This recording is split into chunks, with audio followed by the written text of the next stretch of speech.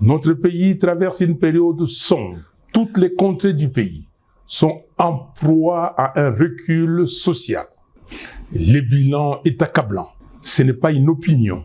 C'est un constat qui s'impose. Aux voleurs en col blanc, tapis dans les institutions, je vous renvoie à Dieu et aux images des fins de règne des régimes qui affament leur peuple et vivent dans l'excès aux frais du contribuable.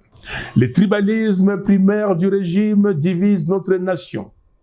Nous observons un repli identitaire au sommet de l'État, avec une opposition constante entre les frères dits de sang et les autres compatriotes.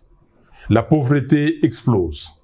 Plus de 80 millions de Congolais vivent dans une des pauvretés les plus abjectes de la planète. Comble du drame. Dans ces contextes désastreux, le régime choisit une fuite en avant, en ouvrant de manière inopportune le front d'un éventuel changement ou d'une révision de la Constitution.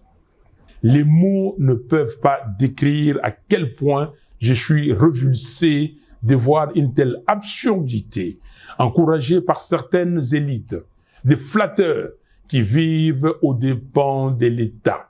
Chers compatriotes, nous ne laisserons pas cette tentative de manipulation aboutir.